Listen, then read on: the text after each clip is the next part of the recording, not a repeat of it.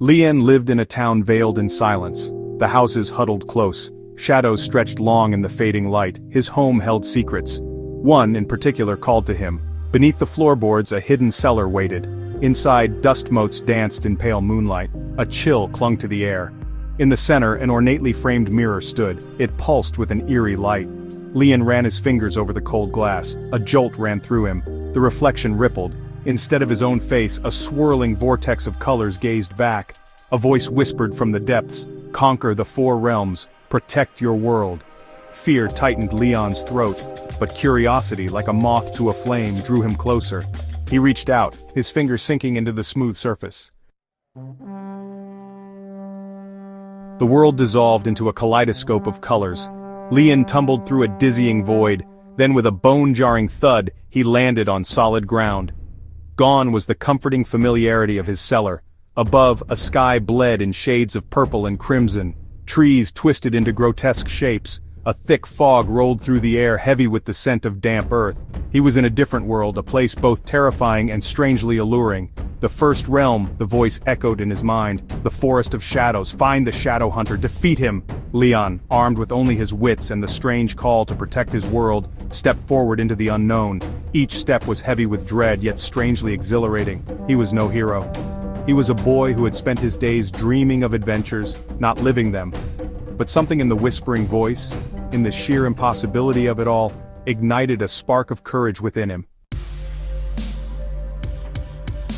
The fog pressed close in the forest of shadows. It snaked around Lien's ankles, a cold, damp embrace. Whispers slithered through the air, weaving tales of fear and despair. The forest itself seemed to pulse with a life of its own, watching, waiting. He felt a presence before he saw it, a coldness that seeped into his bones, chilling him to his core. The shadow hunter. It lurked within the fog, a creature of darkness and dread, feeding on the fear that pulsed around him. Lien fought to control his terror. Fear, he reminded himself, was the beast's weapon. He closed his eyes, focusing on the faint warmth of the moon that pierced the dense canopy above. An idea sparked. He found a clearing bathed in the moon's ethereal glow. Using his knife, he carved symbols into the soft earth, trapping the moonlight within their intricate patterns. A trap, not for the body but for the shadow. The air crackled. The Storm Queen descended from the swirling vortex of clouds above. Her laughter was the shriek of the wind, her tears bolts of lightning. "You dare challenge me, boy?" They were in the Sky City, a realm of impossible architecture that defied gravity. Buildings floated in the air, connected by bridges of shimmering light. Below, the world was a distant memory, lost in a sea of swirling clouds. Leon knew his only hope was to fight fire with fire. He reached out to the very fabric of this world, to the wind that howled around them. He felt its power surge through him, raw and untamed. With a surge of will, he shaped it, forming wings of pure wind energy that sprouted from his back. He launched himself into the air, meeting the Storm Queen's fury head-on. The clash was deafening. Wind screamed against wind, lightning split the sky. But Leon was a quick study, learning the rhythm of the wind, the dance of the storm. He used her own power against her, turning her bolts aside, riding the currents of her fury. Section 5. The Sea of Forgetting.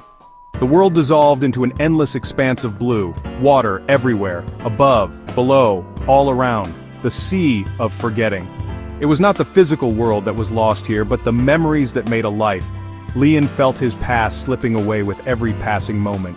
He had faced his fears in the forest of shadows, tamed the wind in the Sky City. Now he faced his own mind, his own existence. The Blue Guardian, a creature of immense size and power, ruled this realm. It was said that a single touch from its colossal fin could erase a lifetime of memories. Lien knew he wouldn't stand a chance if he forgot who he was, why he was here. Desperately, he grabbed a sharp piece of coral, the pain grounding him in the present. On his arm, he etched symbols, the twisted trees of the first realm, the lightning bolt of the second, a physical manifestation of his journey, a lifeline to his fading memories. The water rippled. The Blue Guardian approached, its form vast and ancient, its eyes glowing with an eerie internal light. The creature moved with a grace that belied its size, its bioluminescent skin illuminating the crushing depths around them. Terror threatened to consume him. The Blue Guardian opened its cavernous maw, a silent roar that sent shockwaves through the water. Leon was a leaf caught in a tsunami, tossed and turned by forces beyond his control. He remembered the weight of the whispering mirror in his hand, the desperate plea to save his world. The thought anchored him, fueled him. He might be losing his memories, but his purpose, his determination, burned brighter than ever. He had to get close. He had to hit the creature's heart. The Blue Guardian lunged, its massive jaws snapping shut mere inches from Leon's face. He dove, feeling the water rush past him as he swam towards the creature's chest. He could see it now, a pulsing orb of light, the source of the creature's power. With a final surge of adrenaline, Leon threw himself forward. He plunged his hand, the one marked with the symbols of his journey, deep into the heart of the Blue Guardian. A blinding light erupted, throwing him backwards.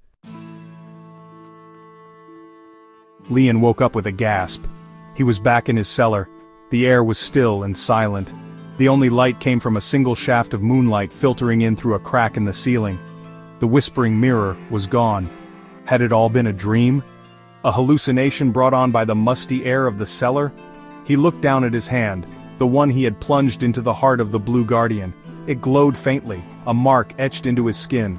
The mark was a symbol, intricate and beautiful, of 4 intertwined elements: a twisted tree, a lightning bolt, a wave, and a circle of moonlight. The gate of the 4 realms. He knew, with a certainty that defied logic, that he had not imagined his ordeal. He had faced impossible creatures, conquered impossible realms. He had faced his deepest fears and emerged victorious. He was no longer the same boy who had descended into the cellar.